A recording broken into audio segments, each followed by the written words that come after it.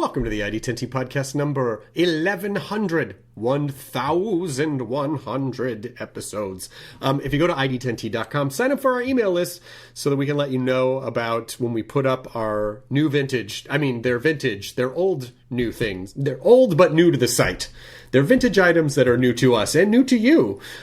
So we have a bunch of Halloween stuff that we just put up and a bunch of Chucky Child's Play stuff, like some Chucky socks and some hats and stuff like that too. So go check it out.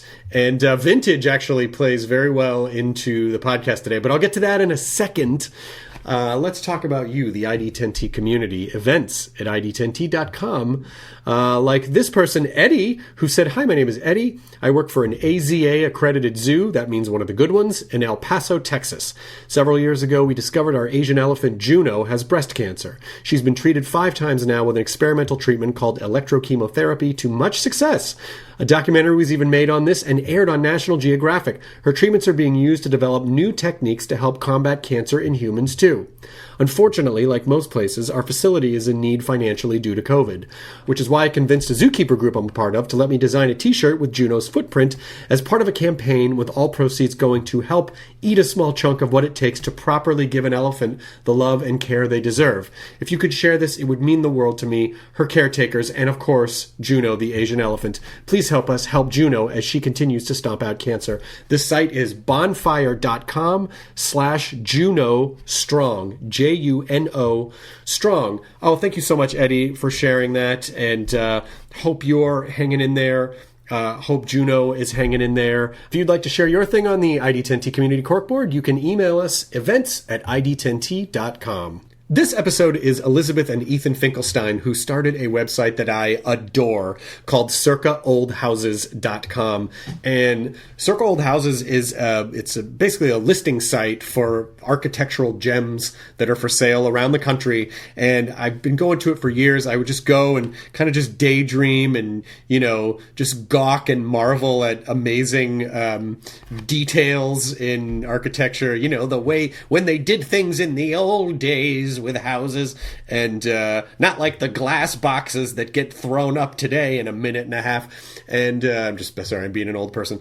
But they then started the wildly successful offshoot on Instagram called Cheap Old Houses. So they started the Cheap Old Houses Instagram feed, which itself has a bunch of little offshoots too. I think there's like 1.5 million people following that Instagram feed. But it's an incredible collection of really affordable architectural gems that do need a bit of work, but if you're up for the challenge, and who knows, maybe in the last 7 months, if you've just decided you need a change or realize, like, you know what, I do all my work on the internet now, don't have to live in the city that I'm in, I want to start over somewhere else, and you're up for the challenge of doing a bit of work to a house, then Cheap Old Houses is an incredible feed. The pictures are great, there's a lot of really great interior photos as well. And whether you're looking to just scroll through and daydream, or if you really are looking for, for yourself, for a change, then it's a phenomenal feed. Elizabeth has such an incredible eye, and everything that she posts on any of the feeds and Circa Old Houses, they all just have an extra special something to them. So I highly, highly, highly recommend it. Again, the homes on Cheap Old Houses, I believe they're under 100,000, all the houses on there, and they do need a lot of work and some love. But if you're like Elizabeth and Ethan, or you're like Lydia and I, and you see a house that might be run down, but it has really gorgeous bones or really special elements or a really amazing history, and you feel like, you know what, I see the magic in this, I see the beauty in it, I need to save this house, I can restore it, I can bring it back to its former glory and preserve it, then it's definitely a feed for you. It's at Cheap Old Houses again on Instagram, and then there's a bunch of offshoots of it as well, and circaoldhouses.com. So I just had such a wonderful time talking to Elizabeth and Ethan and just sort of like nerding out about house restoration and preservation. So I just want to thank them so much for their time and also for what they do to preserve and help promote restoration of, architectural history. And even if you're not into those things, there's so many wonderful lessons in this podcast about starting a thing that you're passionate about, getting it up and running, scaling it up, having realistic expectations, and kind of designing the type of thing that you want to do around the kind of life you want to have. So there's plenty of stuff in here, even if you're not addicted to house restoration sites. Here's the ID10T podcast number 1100 with Elizabeth and Ethan Finkelstein as we roll the thing. Initiating ID10T protocol.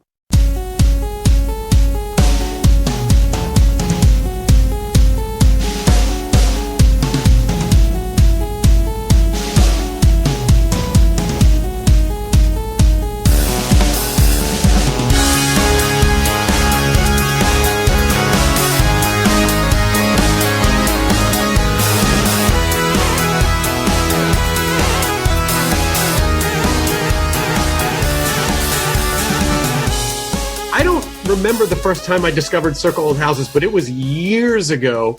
And because my wife and I are amateur house restorers, and we live in a historic home, and we've restored other homes. And when I discovered your site, it was like, holy shit, this is the thing that I've been waiting for, a website that calls all of this stuff together. It is...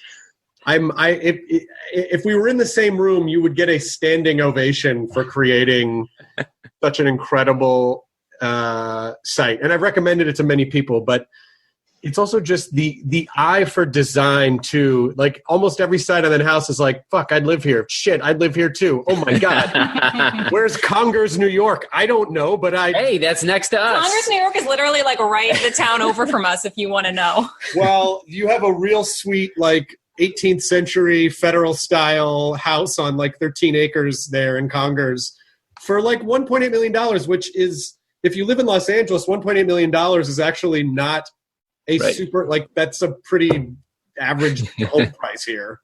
Yes, totally. Exactly. Yeah, it's so funny. Like the show $1 Million Listing, I'm like, $1 million will get you nothing anymore. Like they need to change that to like $28 million listing. Like that's kind of like a normal threshold now. It's so funny.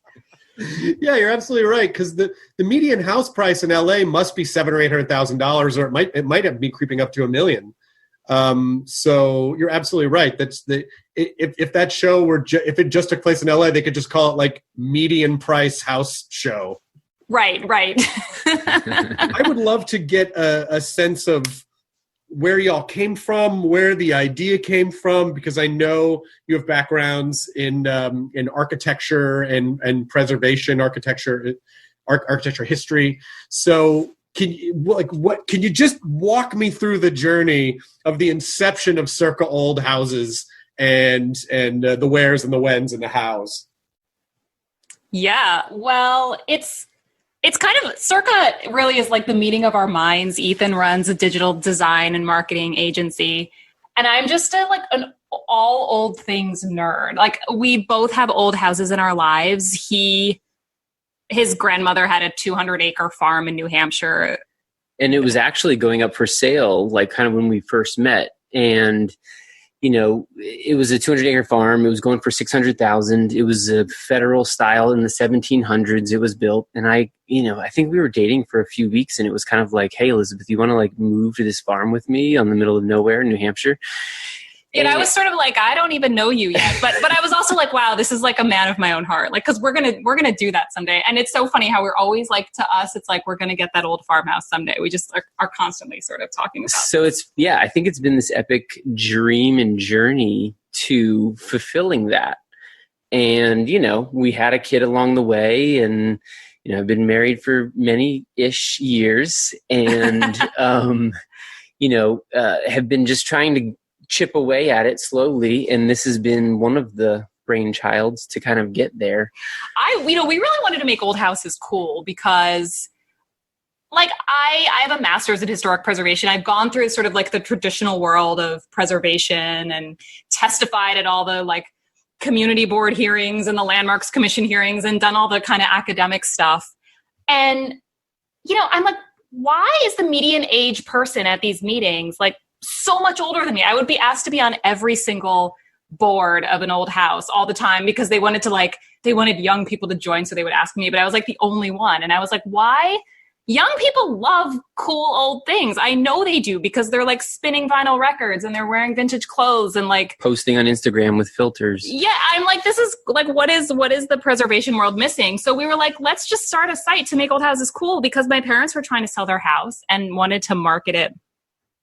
It was going to take a specific buyer who wanted an old house. And every realtor who kind of came in was like, oh, it's four bedrooms and 2 baths and this and that. And they saw nothing of the 1700s character, of the huge fireplace, of the like warmth that you feel on a Christmas morning or, any holiday for that matter. We're like real nostalgics over here. No, listen, honestly, I can't spin my desktop computer, but you can see like what's on the other side of my computer on my wall right now. What I'm looking at is this very old style wallpaper, which you can see. And every portrait in here is a Victorian oil portraiture. So awesome. I have a whole wall and they're just random oil portraits that I picked up at flea markets and secondhand stores. And, when I travel and do stand up, I go kind of see what the local vintage scene, antique scene is. And so I'll just grab like something from an antique mall and throw it in my suitcase. And so do you like going to auctions? Auctions? Yeah. I mean, there are a couple of good auction sites that I've actually been stingy about not mentioning on the podcast. I'm like, I don't want the word to get out.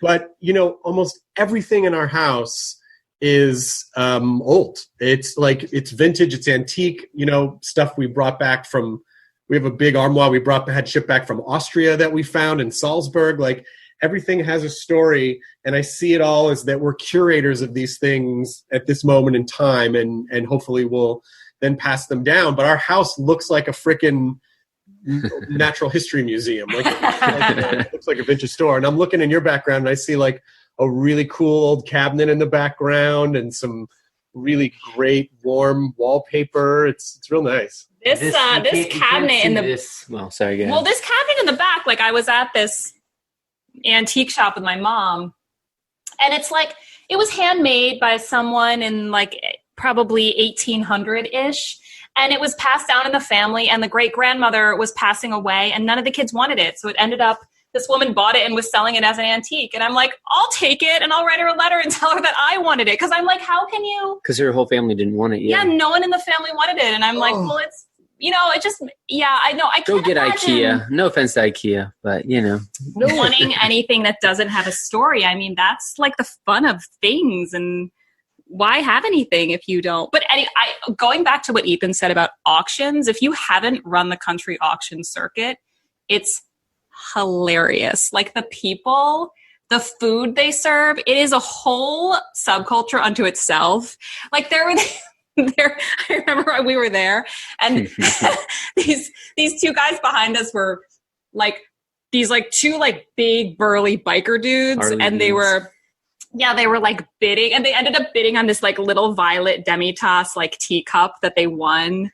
And there's just people, like you get to know the people and what they're there for. And everybody's like a little bit crazy in their own way after like these crazy niche things they sort of love. So it's a very, very funny world. It's a whole, like probably if I had nothing else to do every Saturday night, I would go to an auction because it's just so funny. Wait, is that for their own personal use, or is it dealers that are buying stuff to then sell?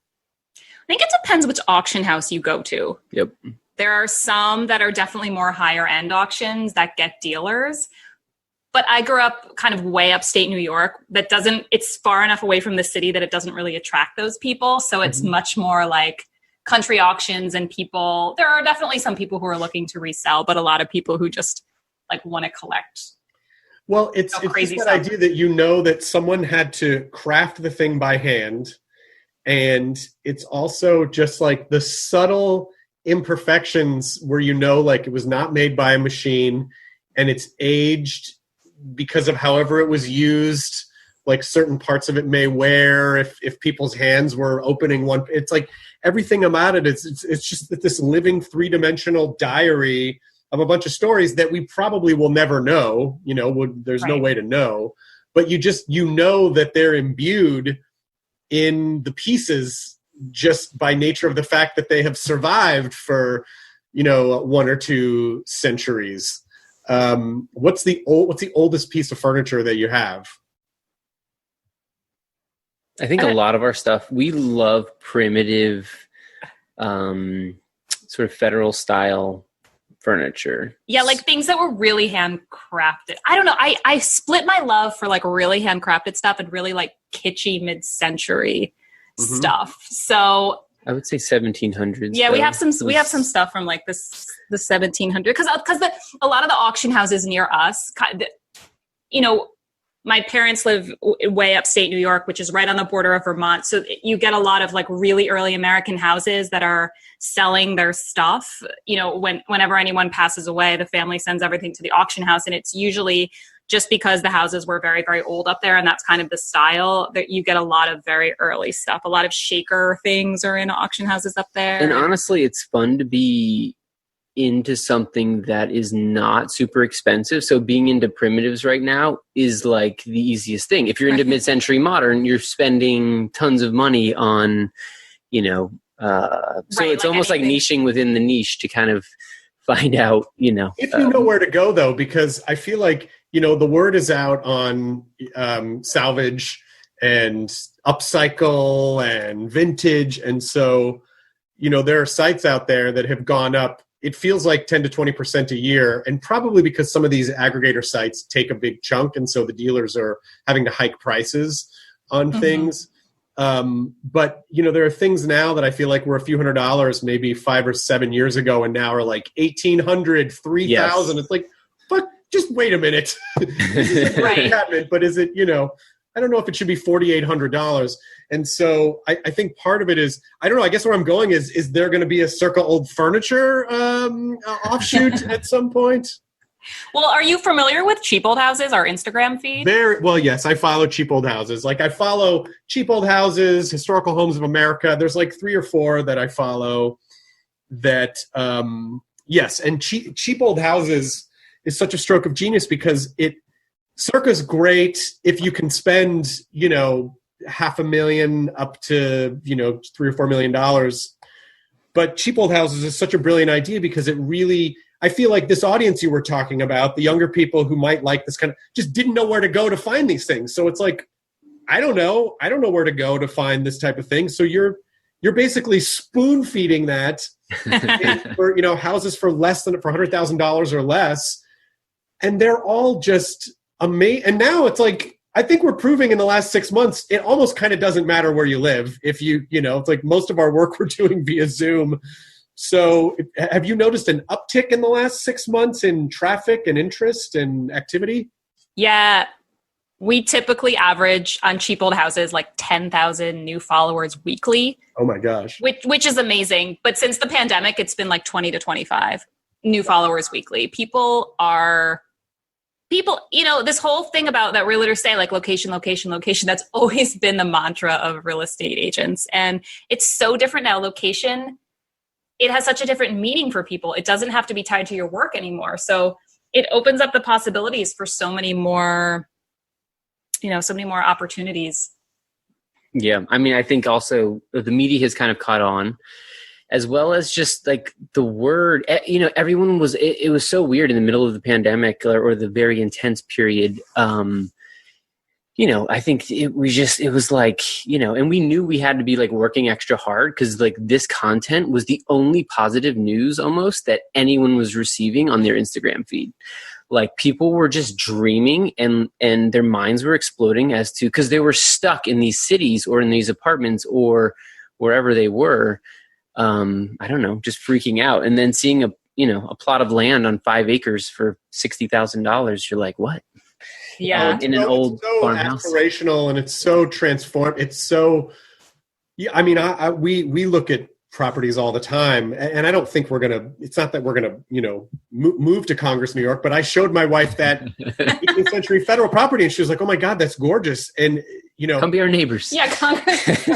I mean, if it weren't for the winters, I guess, because my wife's from Connecticut and we really do like where we live, but boy, so, like more and more, we're just like a ranch property somewhere, we'll put some friggin' bees on there and get a couple goats, and as long as we have good internet so we can work from there, it's like, what else? We don't really, we'd be okay. So I get it. I really do. I look at your site just to daydream, and I'm sure that's part of it for most people.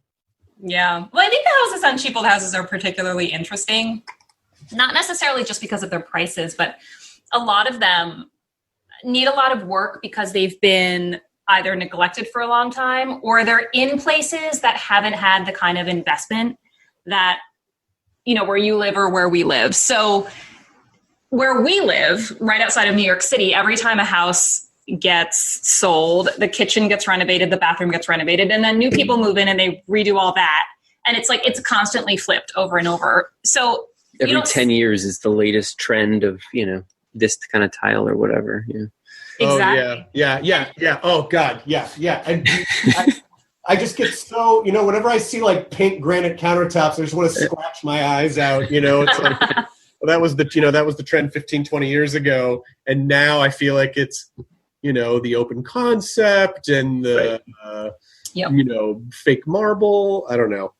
Well, trends move so much more quickly now than they did back then. I mean, Greek Revival as a style and was popular for like a million years. If that existed today, it would be like 1 year and then the whole next thing we'd be onto it. So if you update your kitchen this year, it's going to look bad by next year. If you don't work with the style of your house and make it look correct to what the house is, it's never going to look wrong if you work with a house. And what's cool about the houses on cheap old houses is because they haven't been flipped so many times, they're kind of like these amazing little time capsules. And I think that's what makes them so fascinating, because you can it's the only sort of consistent feed where you're constantly going to see like an original Tudor kitchen. And it's so fun to see things in their original condition like that. Even if the paint's peeling and they've been neglected, just seeing them kind of untouched and unchanged is really amazing. Yeah, some of the like craziest properties are the ones that are like these crazy pink kitchens, or where they're so in this capsule of time that no one, like basically people rip them out every single time they see them. And the mantra has been just get rid of this stuff. This is so gaudy. It's dated. It's dated or whatever. And now it's like there's such a needle in a haystack to find some of that stuff, and it just people go wild for that period because it doesn't even exist in time. Well, it's also having the right. I think it's also having someone with the right eye to say like, well, instead of completely, because there are certain things, if your house is old and has never really been updated, there are certain things that made sense 100 years ago that don't. It's like now people have more clothes than they had 100 years ago. Totally. Now people are a little bit taller. Like there's more space. Like people need more space. There's more kitchen stuff. We have TVs. We have, computers and things. And so what elements can you preserve? Like how can you preserve the maximum amount of elements to still keep it in that period, but then expand it in a way that's useful to now? And I feel like not everyone, some people just kind of go with that all or nothing, like just rip all this shit out and just put in just make it cheap and easy. And now we briefly pause to thank our sponsor for this episode of the ID10T podcast, ExpressVPN. So perhaps you've heard of the term surveillance capitalism, but it basically just means that big tech companies can monitor what you're doing online, mine your data, and then target ads back at you by monitoring things like searches, messages, video histories. But when you run ExpressVPN on your device, it hides your IP address, which makes it much more difficult for them to do those things, to sell your data to advertisers. ExpressVPN also encrypts 100% of your internet data to keep you safe from hackers and prying eyes. Many VPNs slow down your internet, but ExpressVPN is incredibly fast and easy to use. Just tap one button and you are protected. So, if you don't like the idea of tech companies exploiting your personal information, then visit expressvpn.com/ID10T right now, and you can get 3 extra months free of ExpressVPN. That is ExpressVPN, expressvpn.com/ID10T. Protect your data. Go to expressvpn.com/ID10T to learn more. Thank you to ExpressVPN for sponsoring this episode of the ID10T podcast, which we now return to.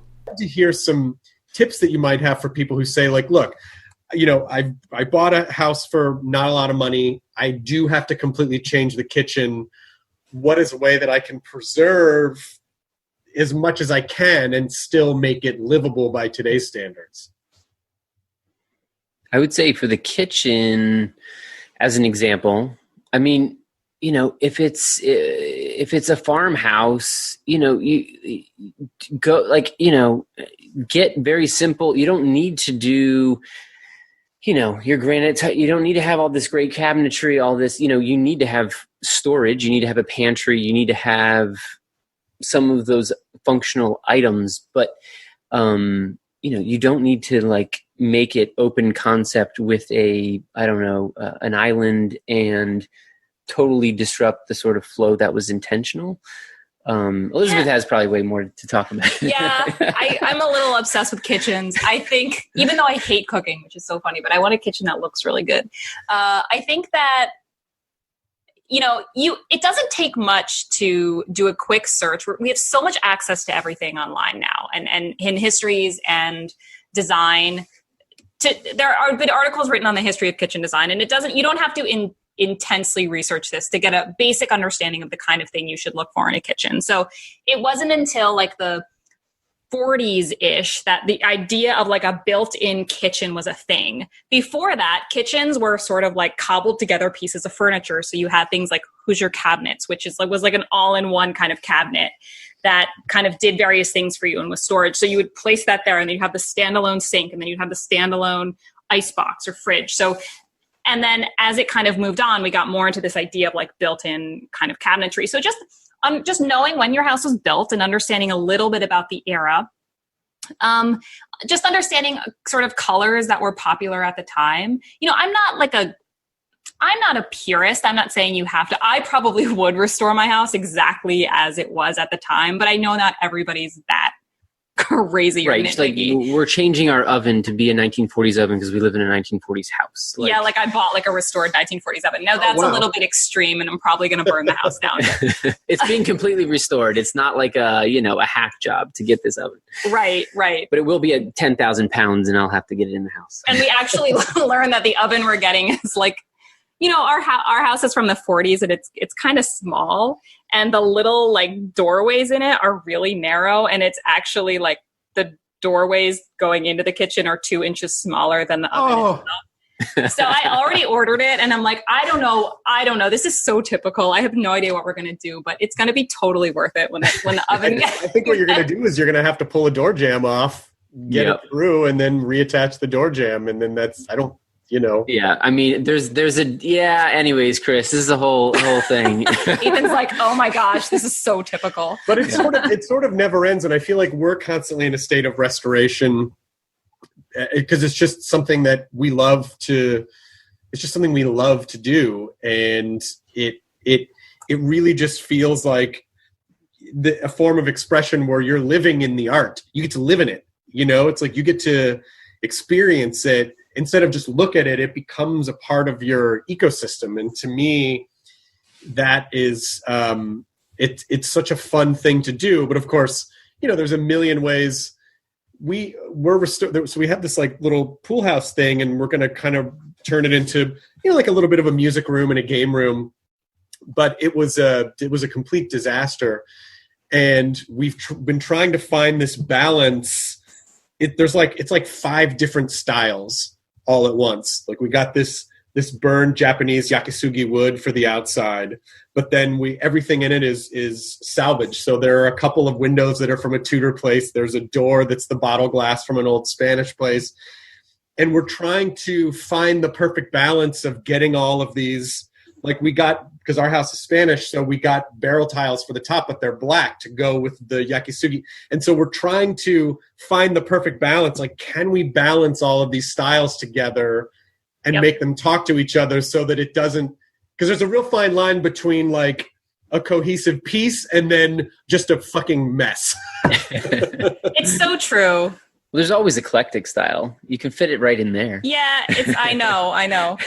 Architectural historians are always like, we don't know what style is. It's eclectic. They call it eclectic. I think whatever you're going to do, I always say just do no harm to the house. Don't throw out your original windows. Don't remove original stuff. Like if what you're doing is reversible or it's doing something on top of the house, or now granted, if the house was a gut job and there's nothing there to begin with and you have to start from scratch, that's a completely different story. But I just always feel like, the safest bet is to, in case the next person who comes along wants to, have the windows. Well, this pool house was added in like the 80s or something. So it wasn't original. It's not an original piece of anything. So, and it was pretty much falling down. So we had more liberty with it than we would have had if it were in our house, which is a 1928 Spanish Paul Williams house. So it's like we had a little more freedom with that. But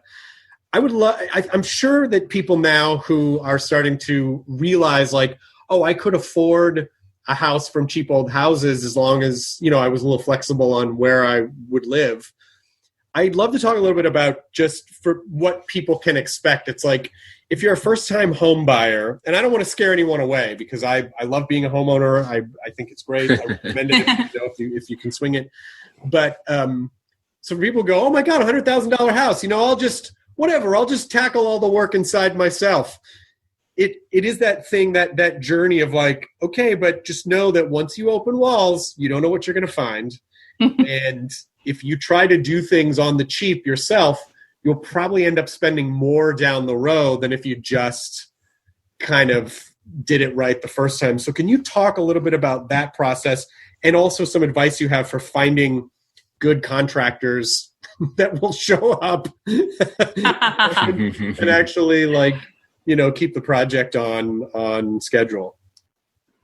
Well, the second part, I don't know that I can help you with. I think everybody has the contractor that disappears. But I do think, actually, if you talk about the contractor specifically, I think in some of these locations, you're not dealing with a New York City or LA audience or people who, I have a buddy who was trying to fix his place in Ditmas Park, Brooklyn.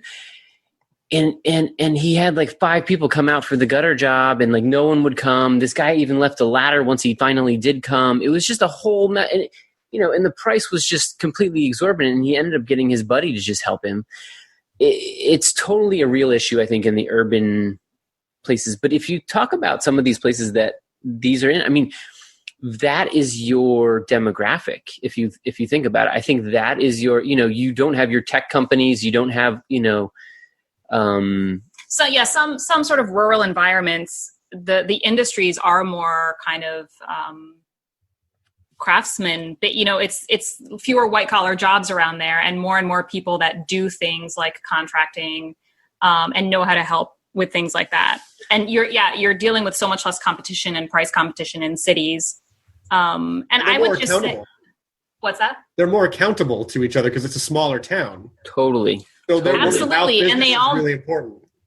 And they all know each other, so you can find someone who does it and ask, word of mouth and that sort of thing. I think word of mouth recommendation is sort of the kind of best. And I think getting back to your first point about, I'm just going to do this myself. And, when I was 20, I swear that I was like, yes, I can do X, Y, and Z. There wasn't even the YouTube that we had, all the stuff, the access points that we have on the internet now that we can look into this stuff. And even now, before I get into a job, and we are not like big contractor people. I mean, we've done some renovations, et cetera, but, and obviously, most of them are historically accurate, but I think I was total. I would probably be totally over my head at that when I was going to buy that farm with Elizabeth. 200, that was a 1700s house, and didn't have the money to actually do anything with it. But like beautifully naive too. Like a lot of people Totally. who do their first project say, "I'm glad I didn't know what I was getting into because I never would have done it," and yet it turned out to be the best thing I ever did. I think of it a lot like parenting. So we have a 5-year-old, and 5 years ago after I had that baby, I was literally like, what did I do to my life? I'm never going to sleep again. This is crazy. And like, who would ever have a second child? Like, who does this? Who ever recommends this? And so, but of course, then you come out of it and you realize it's also the most rewarding thing you'll ever do. And you love your children. And it's kind of like a house, yes. Is it hard? Yeah. Are some of the greatest things you do in your life hard? Right now, Ethan just heard me go on this diatribe the other day about this, but I feel like we build houses now and we implement technologies to make our lives super easy, where we just sit here and we yell at Google to like turn the lights on for us. And we don't work with our hands, and we don't get up and do things. So therefore we have to go to a gym to exercise because we're not moving our bodies. Right. And we're not doing satisfying things with our hands. And those are it's human nature to need to do that. The mental health kind of component of this, where you're like trying to figure something out. You're trying to do something to, better yourself. You're sitting there on Twitter or whatever, soaking in the political environment or whatever it is, and you're not doing something positive for the world and the community. And you're just kind of sucking in all this, negative energy that the internet kind of breeds. Unless you're following circle houses or cheap old houses, exactly. Then it's all positive. That's the breath of fresh air. Thank God. That's the air freshener. If the car smells like farts in old Burger King, Circle Old Houses is that gorgeous pine air freshener that just hangs from the mirror and makes everything okay. It just makes it all okay. But I'm trying to think now. I mean, there's so many different ways. I think the biggest thing is we literally have one of our taglines is like save your pennies. Save your pennies. Get that $15,000 house. Every single house is going to be a different case. You need to do. You need to work with an inspector. Some of these houses that Elizabeth posts are in amazing condition. They might just have some paint issues and maybe need a new water heater and have some things that you can live with. We've seen some houses that don't have toilets and a kitchen and anything, and you have to bring all that stuff in, and just the stuff that will go in there, is going to cost you a ton of money for those appliances on top of the wiring, the insulation, all the carpentry, don't even talk about foundational issues. So, really do your homework. You can't just buy a house. I mean, I think the media has recently kind of been like, people are buying houses, unseen on Instagram, via cheap old houses. I don't think anybody is that naive. I think everybody knows they're getting into work and they want that project. I think, we've had some stories of people like flying across the country or driving across the country to see some of these houses. You should do that if you're actually interested in this.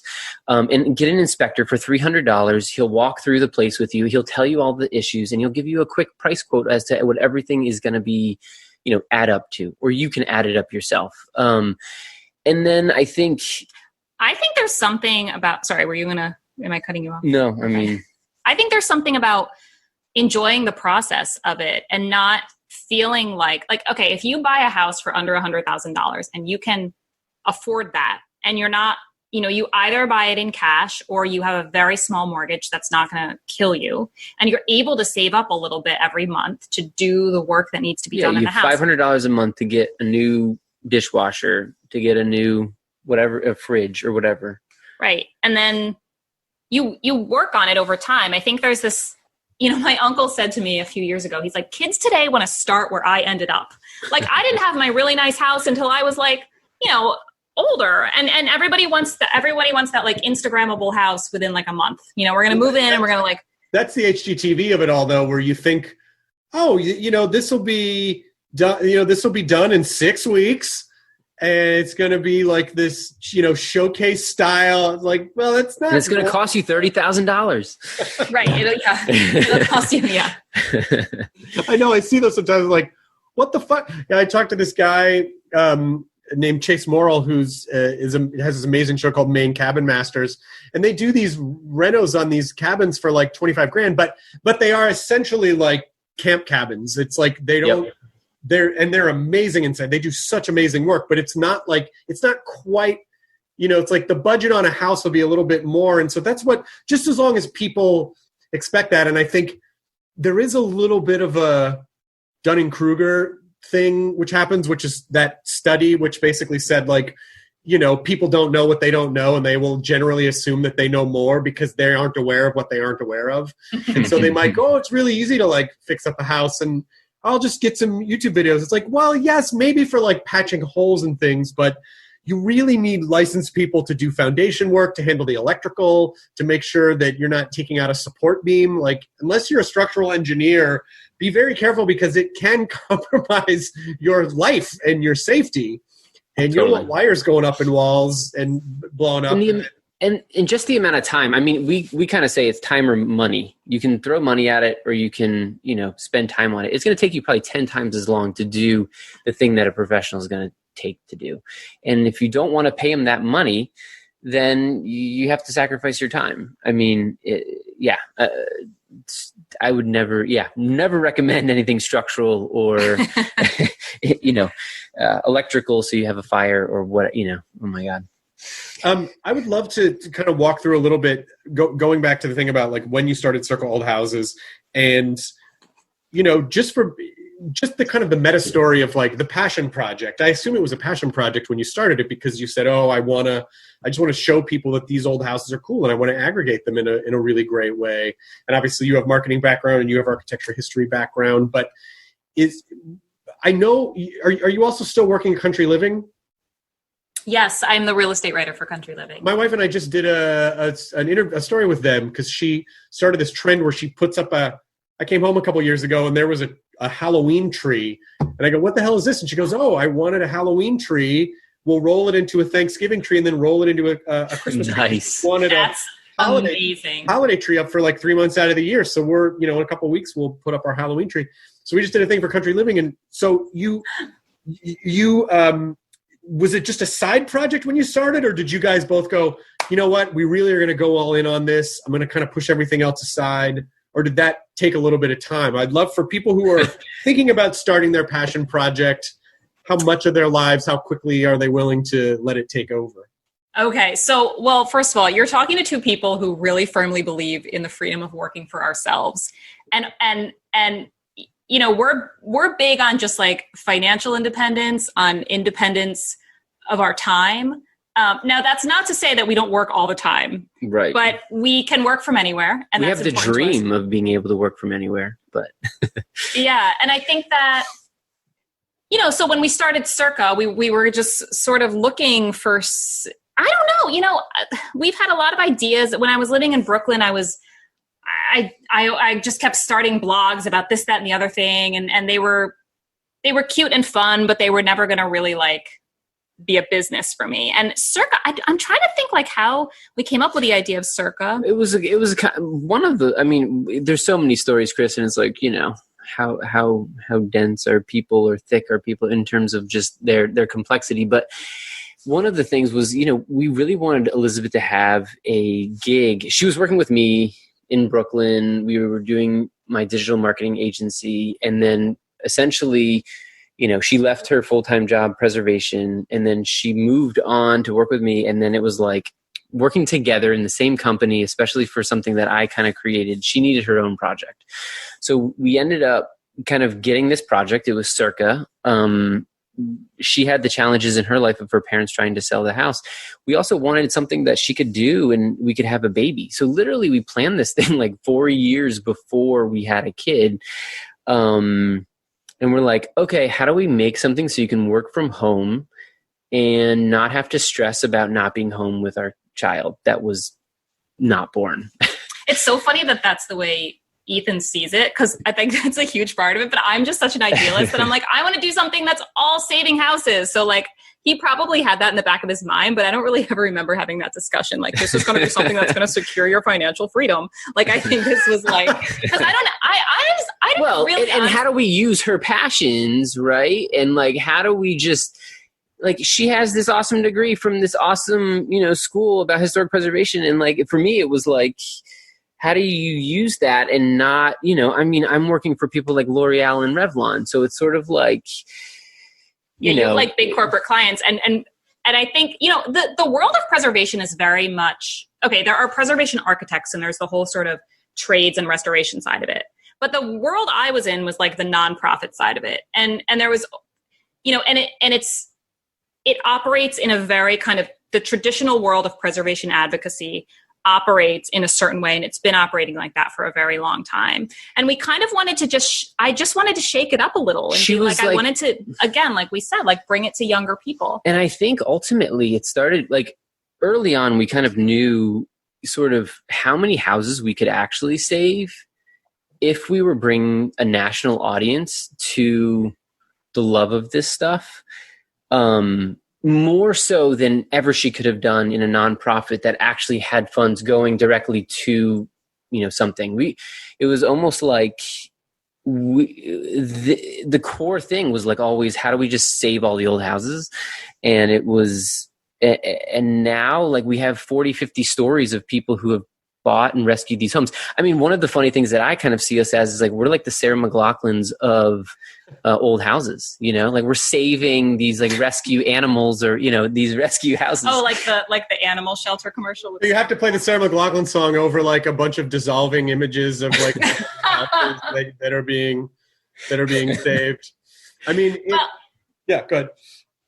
I don't know. I mean, it sounds all plotted out. To be fair, I think that I think the only projects that ever really take off are those that totally come from your heart. If you go into anything being like, I'm going to do this to make money, there's so much work that goes into running your own business that you better want to do it every minute of every day. And we love this enough that I will push that content out day after day after day. And it never really... Cheap Old Houses was totally an accident. Cheap Old Houses we never thought would be a business model. It was just listening. Crazy. It was just listening to people from Circa as to what they loved and wanted, and they wanted cheap old houses. Yeah, like that. Those were the ones that people were. I started this column on Circa called 10 under 50K, where I would post like 10 houses under $50,000. Yeah, I know that column. And then people just started sending me so many houses. We had such a stockpile, and people would send me this house and be like, "Oh my gosh, look at this house!" And I'd be like, "I know." And I would look on Zillow, and it would have like 4 views, and I'm like, "No one's ever going to appreciate this," and it'd be sitting in my inbox, and I'm like, I quite literally need a dumping ground to put these things now on. Some of these, I mean, if you look at the Instagram analytics, it's like 875,000 people saw this old house. Like houses that would never be appreciated. And it feels so good that we can sort of share them with people. And Cheap Old Houses was just for fun. I never thought it would ever make money on its own. And now it's like much more of a business model than Circa is. So that's what I mean. It's like the houses from Circa are so aspirational, and the houses from Cheap Old Houses feel like, oh, these are attainable. Like I can actually, like I'll go to Circa and daydream, and I'll look at Cheap Old Houses and go, oh, this, I'm sure a lot of people see themselves in the houses like, oh, this is just a little bit, it's a little bit scuffed up, but it just needs some love, and it can like, you can see the story of it. Right. It's like, yeah, right. It's like people who fall in love with troubled people because they want to save them. It's like the same thing. I think that's what it is. You see houses. I hope you didn't see that in me. I don't know. You're like, it not only like could I live there and it could be beautiful, but like it needs me and I'm going to help it. And then in some cases, like help the whole community. I mean, some of these towns, they're shrinking. People are leaving them. To think that there could be good bones there that could bring people back. In some cases some of these towns have going for them right now. If there isn't a huge job base and they're people are leaving. So, but it is interesting that any kind of business, almost any kind of digital business that you start now is really a marketing business in the sense that everything just requires some sort of a knowledge or an understanding of like how to cut through all the noise. I mean, it's fine. Like, listen, if someone just wants to start a passion project and they're totally comfortable, they just love it so much and none of the other stuff matters, it doesn't have to matter. But just in terms of scaling up, which is generally the decision that, like when people are in something for a while, they are often have to kind of make that decision. Do I want to keep this intimate in the way that it is? Or how do I scale it up while maintaining the intimacy and the personality of it, but still reaching more of an audience and becoming more of a marketing thing. And so I feel like most things online now are just friggin' marketing, and social media has both helped and fucked everything up at the same time because social media, like, I feel like pulled people away from blogs and basically had to turn blogs into brands that have a social media presence. Mm-hmm. And now I feel like a lot of the social media companies algorithmically are really focusing more on user experience and not enough on the content creator experience to help content creators cut through the noise. And so, everyone has kind of seen their numbers get hacked at the knees in terms of reach. And these are people whose businesses were kind of wrecked by social media, who took them away from the blogs. And it's like, okay, guys, every time you make an algorithm change, it can really affect someone's business, like someone's personal business who relies on reaching people that agreed to follow them but aren't seeing the post because your algorithm is deciding that it's not relevant to them. It's like, what the fuck? What are we, and so that idea of marketing. Did this just happen to you, Chris? It's happened to everyone. I literally feel like 2 days ago recently, Instagram did something because, I feel it. It doesn't really affect my personal thing, but it affects like so many people I know whose businesses rely on an Instagram audience. Well, and when you're talking about a farm to quote unquote table, like a meat delivery service or something, that's how the farm is sustaining, besides like the local community. Elizabeth has done some recent interviews with some farmers who like ship meat across the country, and to your point, it's literally how they're sustaining themselves in the middle of Idaho, or whatever. Right. You can reach a bigger audience now, and you're not limited to your local community. I think one of the things is to not exist solely on a social media platform. We collect emails as well, like, because then you own your list, and Instagram doesn't own it. And if Instagram decides that they want to do something, you have no way to communicate with your people. So I think you just have to like diversify your, honestly. We could talk about the marketing side of stuff forever. There is so much strategy that goes into anything like this. I think we are past the days where it's like, oh, you run an Instagram feed, like, oh, that's so cute. It's like, no, this is like, it's a content platform like a magazine is or a newspaper is. It's an editorial, it's a platform, right. And it takes a ton of strategy. You're right. It's like everyone has their own little personal magazine. But just in terms of understanding some of the marketing side, what are some of the marketing questions that you ask as you're looking at something like Circa or Cheap Old Houses, or even for the bigger brands that you work with? What are some of the initial questions that people should be asking themselves if they have a passion project, and they want to kind of take it to the next level? It's finding your unique voice in it. That's what Ethan can say a lot more about this because he actually does this for a living. But I also think listening to your audience, like what is so first you have to have your niche, and then you focus on, and then what do these people want? I think for Circa, the real estate agents want their houses lifted up. They don't want to be a dime a dozen on Zillow or whatever platform. They want to be lifted up to a platform that makes them look good within a collection of other things that look good. And that's consistent. I think for Cheap Old Houses, some of these realtors, for example, obviously the people love it, but the realtors, it's kind of insane to hear some of the stories behind the realtor side of it, because we've posted some houses and like hundreds of people have called the realtors, and the agents on the other line in some small town, America, is like, what the hell is going on? Like, why are we getting all these phone calls? Like, and they didn't know they were featured in some tiny town that and the broker is always like, shut up. Like, I've been waiting for 30 years and in my whole career to have the phone ring off the hook. Like it is now. So I don't know what just happened, but I think from the realtor's perspective, these are houses that never would have been seen before. And now they're able to get them, make their client happy and, sell the house, and the community, it benefits the community as a whole too, because, you're restoring that house. Well, I feel like we picked a pretty easy field. Like there are some fields that are harder to do this because they're more oversaturated. Like the old house real estate world was not oversaturated. It is now, but when we started, we're like, gee, we're going to make old houses cool. Like we're the only people that are doing that. Like most of the real estate sites that were focused on old houses were, a little older looking, like they just, and I'm not throwing shade at older people at all. I mean, there are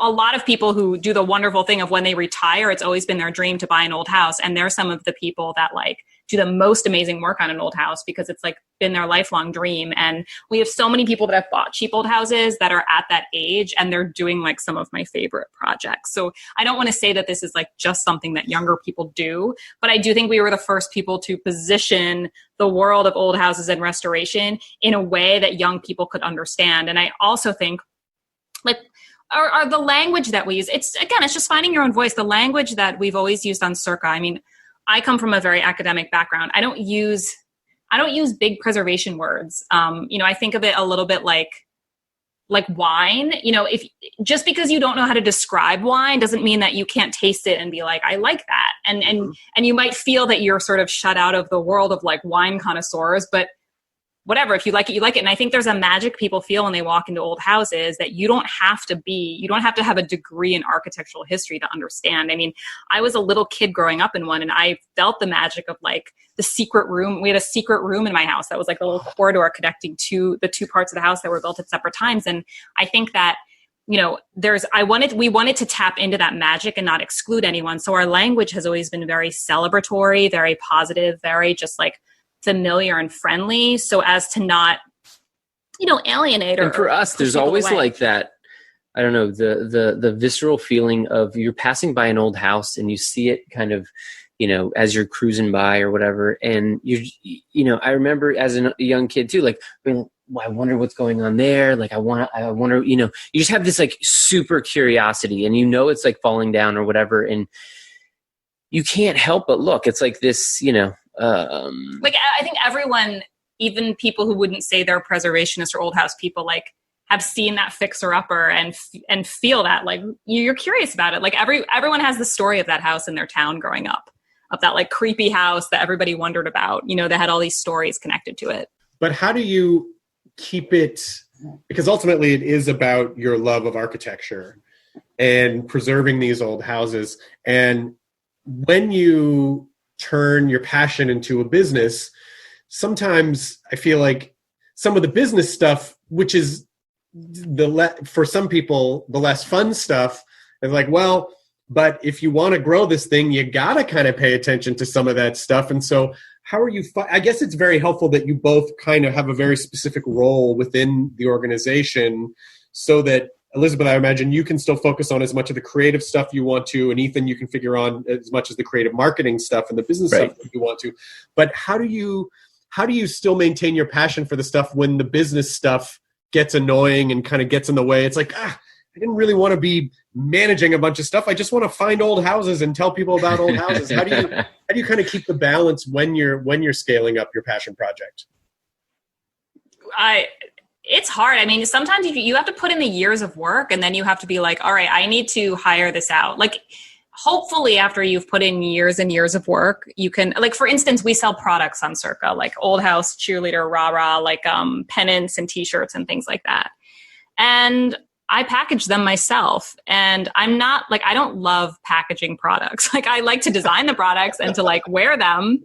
And I love that creative part of it, but the actual fulfillment of the orders. And finally, just the other day, we're having someone else help us with that. So I think it's you have to hack at it or do it until you can get to that point where, you can turn it over. Right. And you're going to take that little financial hit, and then, but you're going to get all that life back. And then I think for the stuff on the positive side, for us, it's the auctions, it's going to look at houses, it's continuing to dream, it's renovating our own house, it's doing the projects that, we just love being outside and doing the projects in our house and tinkering. And I don't know, I think that stuff and continually having another project, that sounds ridiculous because we have a lot of projects going on in a way right now. But, I think we're not going to ever stop that kind of creative, dabbling into other new fun things. Yeah. My advice is find your voice, stick at it. Just don't stop, because we know what we can turn on and what we'll get punished for turning off at this point. Like our audience, we can't disappoint our audience in certain ways. We know what they want to hear. We know what, like it used to be, a few years ago, we couldn't take vacation. We would go on vacation and be like, oh my gosh, I'm not going to post on Instagram for a week and the whole thing's going to shut down. I'm going to have no business when we get back. Now I'm like, on vacation, see you in 2 weeks. And I'm like nothing happens. It's really not the end of the world. I think but I wouldn't know that unless I had sort of gone through all the, I think in a sense, there are some businesses that very early on get swept up by an investor. And the people have less of an attachment to their business from the get-go. Like we are so scrappy and so like these things are so self-made that we know all the ins and outs of everything. And we're like really ridiculously controlling in terms of, we don't want to ever like really give it up. And it's probably to our demise, if you will. But, it's like, it's good in a way because I guess that we really it is good because if you turn it over to someone and they made a bad choice that wasn't in line with the kind of stuff, you would still eat shit for that, even if you didn't make the choice. You know what I mean? Like you're still responsible for it, so it is still your child, right. And you still have the relationship to the audience. And so, no, I completely understand what you're talking about. It's just because you care about it, but also, again, it's. Are you comfortable at all talking about sort of what the business model of Circa and Cheap Old Houses is? Just because yeah. I know that there's like people can subscribe to different email lists, which are great, by the way. There's a European one. There's a farm house. There's a farm one. That's my favorite. There's all sorts of really cool different subscriptions. So I know you sell a little bit of merch, and I know there are some email subscriptions. But like, what's the core business model of both of them?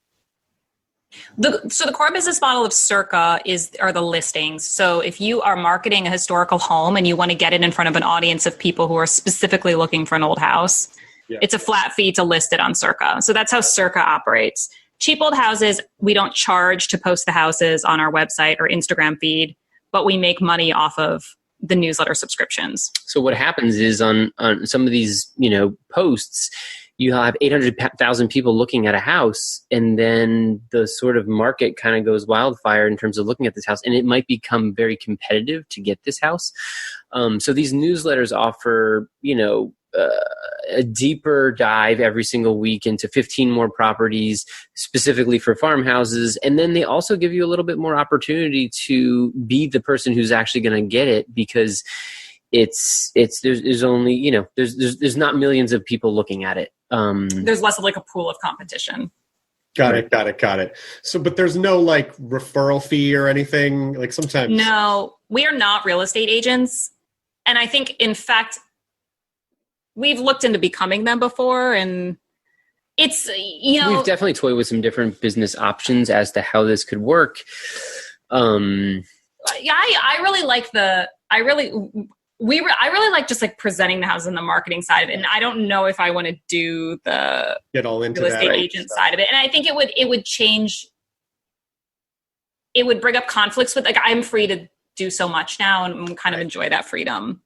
Well, okay. So that's a really great point that you just made, because that comes from a place of you knowing what you want to do and how you want to live your life and the kind of balance you want to have, rather than just approaching it business first. Like, I'm going to take a swing at something where I might make more money, but I would sacrifice freedom, flexibility,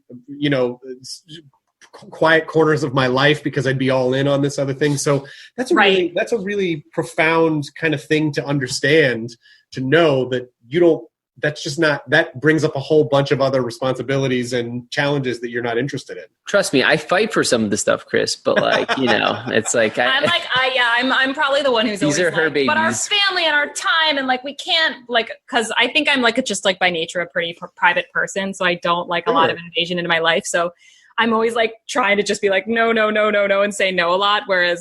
But Ethan throws a lot of. But that's a good balance. That's a good balance that you guys have. My mom's been a realtor for 35 years or something like that, and I think the other thing that the HGTV generation has sort of brought is, it's soup's easy to just flip a house. You could just flip a house, and once in a while, I'll even get caught up and go, "Mom, should I flip a house?" And she'll go, "It's like gambling." Honestly though, I swear, I don't think it's so much like gambling. I don't know. Like, I don't know. Maybe, and I'm still naive to such a degree though. That's the problem. Like I'm like, oh, it needs everything. Okay. And I'm like, okay. And I start to do the number. I'm like, okay, plumbing for the whole house would cost, okay, what does that cost? 10, 15, 20,000. Then and you just kind of go through all the things. And I'm like, okay, like, even if you buy the house for 50,000 and you put 100,000, 200,000 in, you're like, okay. And the market says 200,000, 250 or whatever the market is in that area.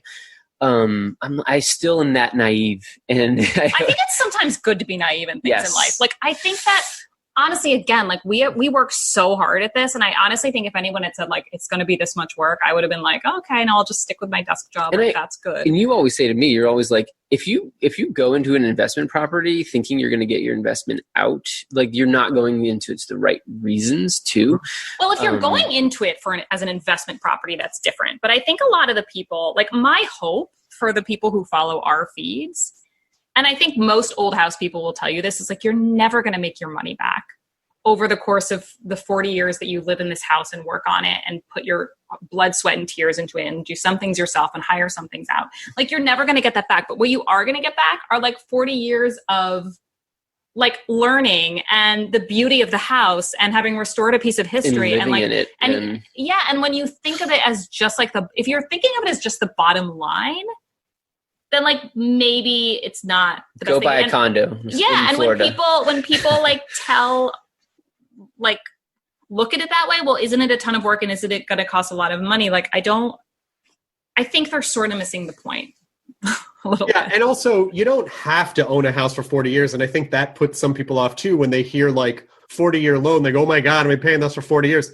Maybe, but you also at some point could sell that house and you could get another house or hang on to it and rent it out and have it as an income property. It's like, just because you're getting a loan for 40 years doesn't mean that you have to live in that house for 40 years, or even that you're committed to it for 40 years. You can sell it. But it is good if you love it. It is good if you love what you're doing. And even with flipping though, it's just like, okay, you want to make sure that it's affordable but that the renovations can keep you underneath what the median value is in that area.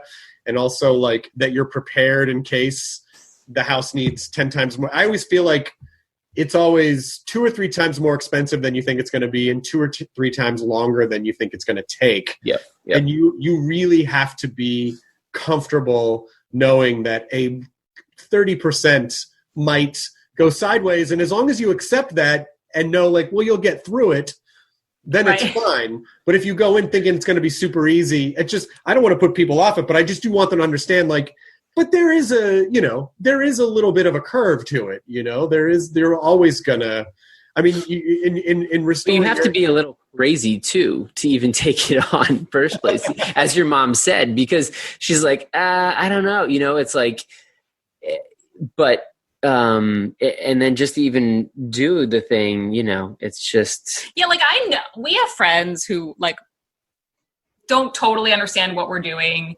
and like are sort of like, well, why would you, and I'm like, you shouldn't buy this. Like, this is not, but if you are the kind of person that feels this like drive and desire to do this, then, don't let all the people who tell you you're crazy stop you, because you'll figure it out. Like people do it. Some people just don't, and there's no right or wrong answer. Some people just see a house as a place to shower and sleep, and they just want it to be as simple as possible. They want to come in, have everything open, modern, simple, and that's fine. That's totally fine for them. But if you really want a living, breathing organism that is, a place that's going to hold the story of your life and be a part of your family and be an expression of who you are, I enjoy that journey and I recommend it to people, but it's not necessarily for everybody. I agree. And I don't think it's good for the houses either to be taken over by someone who isn't totally into it. I think that you have to be in, I don't think that the cheap old houses audience represents the majority of America by any sense. It's a very loud minority and excited minority, but we're a special breed. And I'm glad because I don't want to be competing with everybody for these. No, but it's such and I know that there is a bit of a trend, like you definitely hit on something that, it's going back to the question about like, well, when you're from a marketing standpoint, it's sort of asking like, well, what else out there? Here's this need that we think exists. What else out there? What else is out there that's answering these questions? And it's like, oh, not really much, or not much in the way that I would do it. Like it's there, but it's not my point of view, or I have a spin on this that I think is really different. But again, even just a couple simple questions for people to ask themselves to help cut through the noise. Because that's, when people they ask me about starting podcasts, or they ask me about starting stand-up or whatever, and they go, yeah, but there's so many comedians, there's so many, like podcasts, how do I cut through the noise? And it's like, well, you just be the most you are. But at a certain point, some marketing needs to kick in. And so what are those first couple of core questions? Well, what is it that if you could spend all your time 24 hours a day doing, like, would you be happy doing it? It really is finding your voice, and it's putting the time in to be able to find your voice.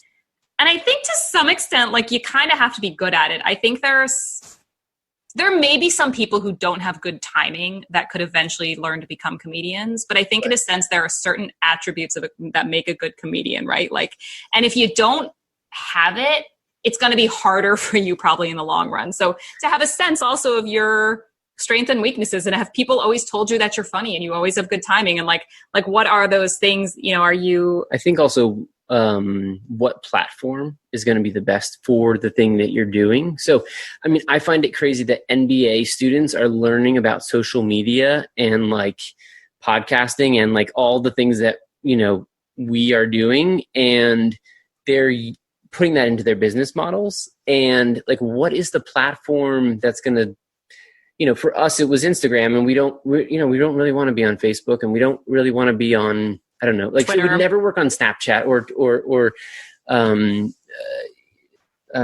God, I'm like blanking on the new one, Twitter. Sure.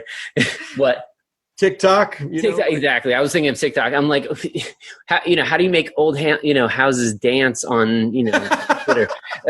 Well, yeah, but you don't TikTok. Have to be on every platform. You just have to find the one that works for you, build your audience on it, and then I do believe that you need to expand a little bit away from it, because social media moves so quickly that. And and I think at the end you have to have like a monetization sort of question, like what, obviously everyone has ideals, but like, how do you make this work for you so it can actually become a business?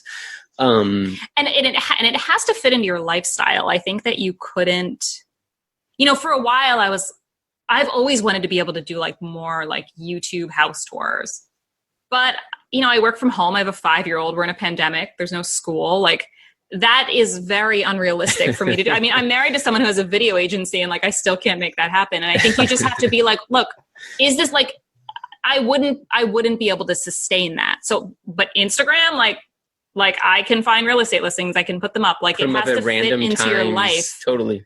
Yeah. And she's always fought for that. I don't even know how she's fought for that. I fought for the videos for a while, and she's like, how, what,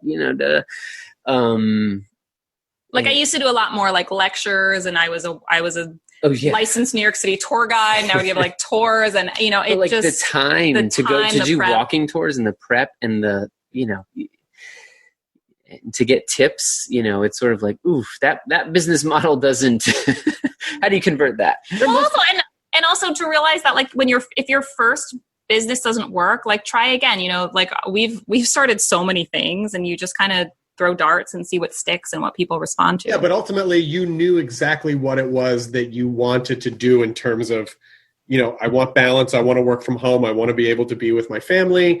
I want something that I don't have to answer to someone else. Like you had separate from the specific passion, you had some global ideas that you were very certain about, which helped inform how you were going to express that passion. And I think those are the important questions for people to ask. It's like, not just what do I want to do, but what kind of life do I want to lead while doing it? How do I want this to fit into my life, rather than being dragged around by this idea where you don't really have any control over your own life anymore? She has a special like way to like know these things, and like my left arm will hurt and I'll think my right arm actually hurts, and she's like, no, it's your left arm, and I'm like, how do you know this about my left arm? And she's good about this kind of stuff. I'm a little more, I don't know. Ethan started like 4 businesses by 10 o'clock every morning. And then he has to take a nap because he's spent. Starting businesses is really fun. Starting things is great. But I find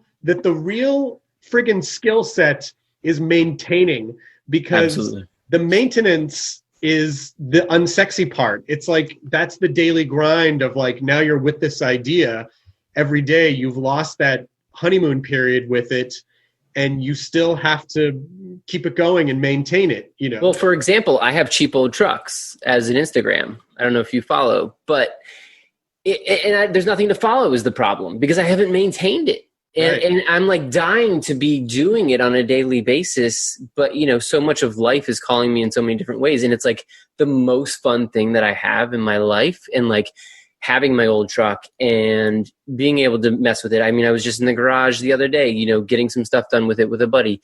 Like, just those are the things that I really want to be doing. And, you know. But it's also okay to not love it every day. I feel like we might sound a little bit like, we love what we do and we love it every day and it's so great and we're so inspired to get up and work every day. No, there are definitely days when I'm like, you know, nothing really exciting is happening with it. Instagram changed their algorithm and we have no likes. And I'm like, nah, this is kind of, you know, or the real estate market, it's really blah that day and there's nothing good out there and I'm not able to find content. And there are definitely days that it doesn't feel that great. And you know what? You do it anyway. You just do it and it's not the most exciting day. And then you just keep going. And then a few weeks later, something will happen or you'll get an opportunity. And I think that I think this might be a little bit getting older, but I think younger generations especially are very much like, if I'm not feeling 100% connected to my business, then it must be wrong. And, you know, there will be days when it's like, you just don't feel like doing it, you know, and you kind of wish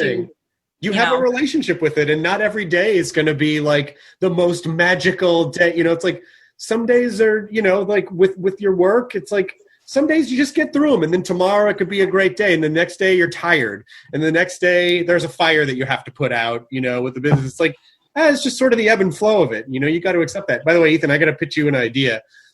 Since you have a video marketing agency, why not just do your cheap old truck thing as like kind of like a video podcast where your buddy comes over, you work on your truck a little bit, you guys kind of like dick around a little bit, just have some small talk, and then it's like videos of like the actual process of restoring trucks. Because to me, and I'm not like a big car guy, but I do love really interesting cars, but to me it feels like that essential quality of automotive is kind of watching something get restored.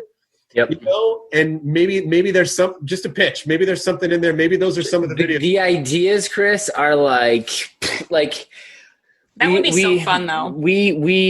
Yeah. I mean, I love it, and trust me, it's not. It's there. It's like it's all there. That's the problem. In like, how do we we have to also keep some of our stuff. Yeah, like, you know, those people who just don't have like many interests in life, and they just kind of like kick back with a beer all weekend and don't do much. Like, that is not us. We have so many ideas and we're just like, we need 1 million like people that fulfill them and do them for us, because we're just, I don't know. Yeah, you have to pick and choose. Like, at some point, someone must have approached you about doing a Cheap Old Houses TV show. Like, there must be a Cheap Old House TV show in development somewhere. We've definitely been approached. And it's just not, is it just feel like, it's just an extra thing we don't really want to sink our energy into?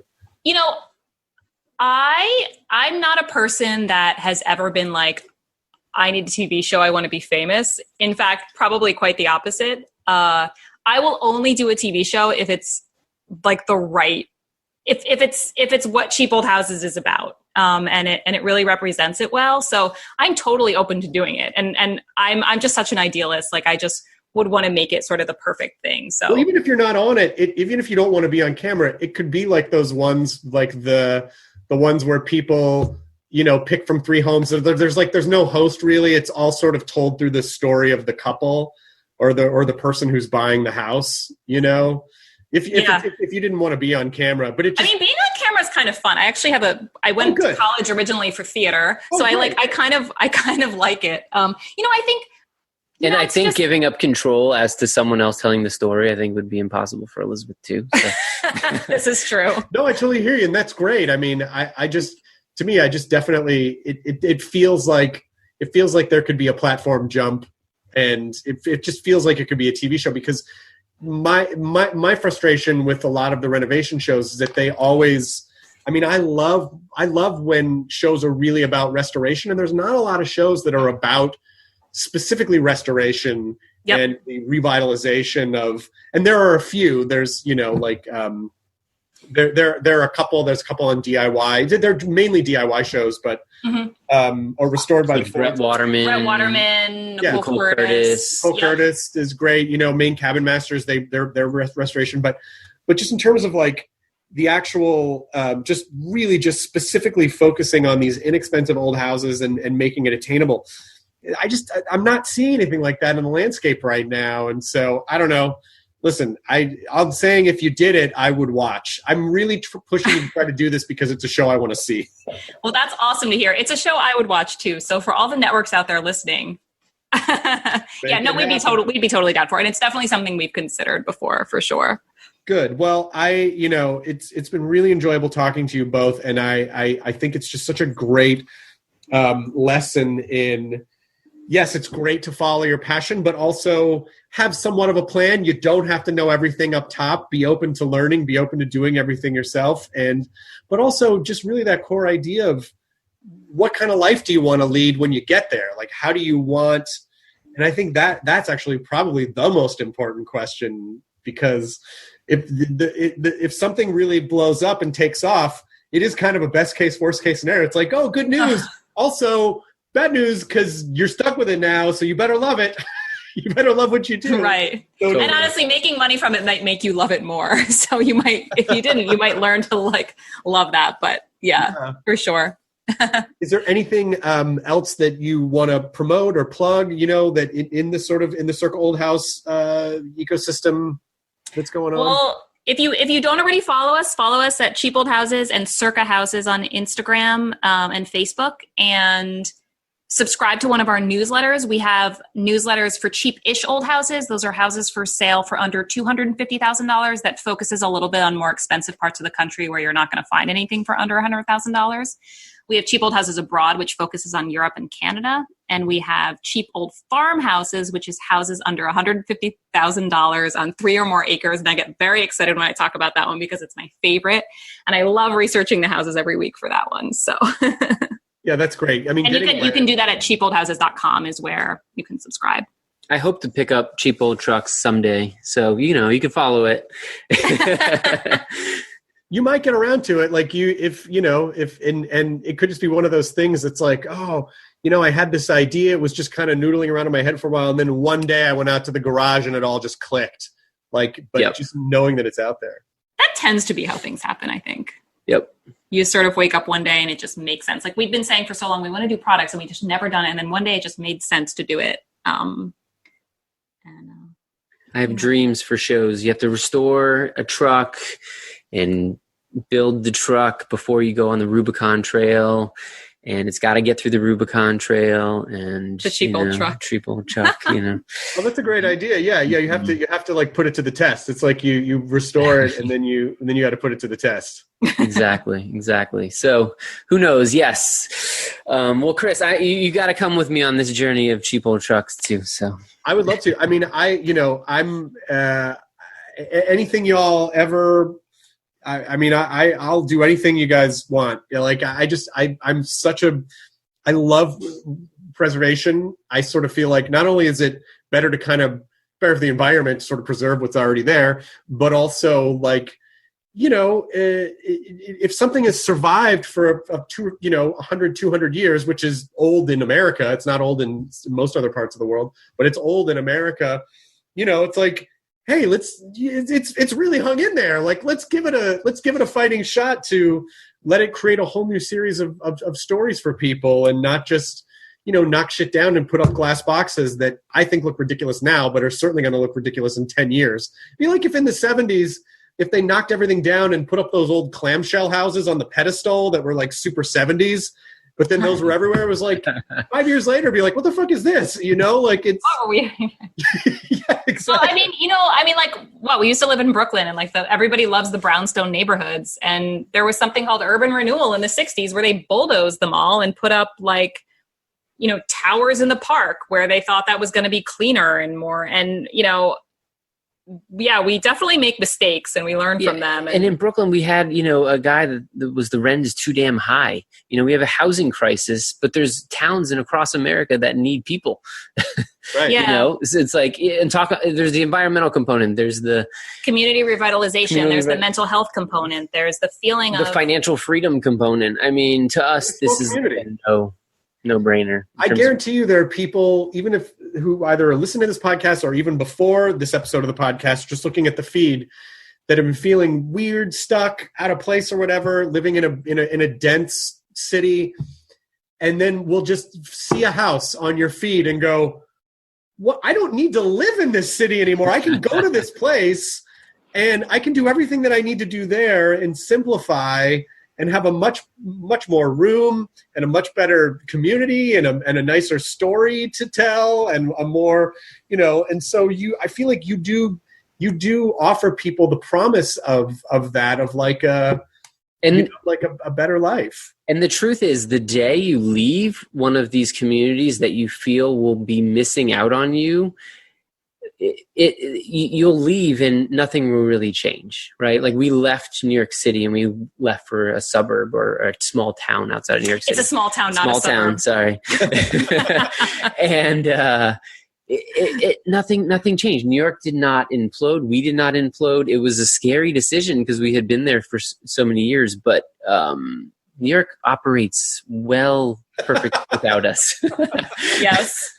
Well, yeah, it is really interesting though. I mean, and I think COVID has really just brought this out so much, this feeling of like escapism. You're in your cubicle, you're pushing papers around, you're not using your hands, and you see this thing that like, you can use your hands, you can, we see pixels. We don't get that sense of satisfaction that you get from like completing a project from start to finish with your hands. And so I'm not into fear mongering, but this winter, not in a cheap old house, with a little bit of land or whatever, stuck in your city apartment kind of scares me. I'm not into fear mongering though. Yeah, it's I think a lot of people have made the leap, but where my parents live is 4 hours north of the city and was always too far for really city people to move to. And real estate listings are staying on the market a day up there now. They're flying off the market. I think people are leaving cities right. And I don't mean to. We love Brooklyn. I love New York City. Yeah. I love so much about it. But let's be honest, it's insanely expensive and unrealistic for most people. Yeah. And there needs to be some sort of reckoning here. Well, and also, I think people just assumed, because there wasn't really a motivating factor to shake the system loose, of like, okay, if I want this, whatever this type of job, whatever this kind of random job that I'm into, I need to be in this place, and I have to go through this system and I have to work in these kinds of offices. And now this is kind of make people go, and not for every profession, but for a lot of them, like, yep. Oh, wait a minute. I never really thought about it, but maybe I don't. When everyone at the same time is doing that, it really does sort of shake the system loose a little bit, and make people go like, oh, I could live in Congers, New York, and still do what I do. Maybe go into the city every once in a while, but have room to breathe. Or but again, some professions, yes, you need to be in the sort of center, and that's fine. But I'm saying not all of them now, we're realizing. Yep. Yeah. I almost feel like it's like the creatives that were are a lot of the, pushed out communities in a way. And the creative industries are the last ones that are going to come back. And they're also the ones that kind of focus on our feed, and they like really understand our feed because they're the ones that are dreamers and always thinking of something new. Well, and I know so many actors, performers, comedians who are like, oh, well, I can do all my auditions via my phone and email them. Most things don't shoot in Los Angeles anyway. Why am I, my wife and I happen to like it here, so we're staying. But a lot of people I know are like, no, I got a place in Utah, or I got a place in Idaho, and I'm just going to go there. And like, as long as I'm close to an airport, then it doesn't really, I'd probably end up shooting in Vancouver anyway. So like, Right. What's the point? So yep. I hope the business continues to grow in a way that is satisfying and manageable and healthy for you both. And, I really appreciate what you do. And you just have, Elizabeth, you just have such an amazing eye. Like every damn house on Circle Old Houses, like, oh, that's stunning. Oh my God, that's stunning. Everything has like a really special quality. And that comes from you because you are seeing that, you're aggregating that. And I really appreciate it, and I will continue to recommend your site to people, as long as you have it. Well, you are wonderful, and thank you for seeing the beauty in this. It's nice to talk to, I guess, like a kindred spirit, someone who just innately understands it and gets it. So it's awesome being on the show. Thank you so much. Thank you. Yeah. Thank you, Chris. Have a great rest of your day. Good to see you both. Take care. Bye-bye. Bye. Thanks. ID10T scanning complete. Enjoy your burrito.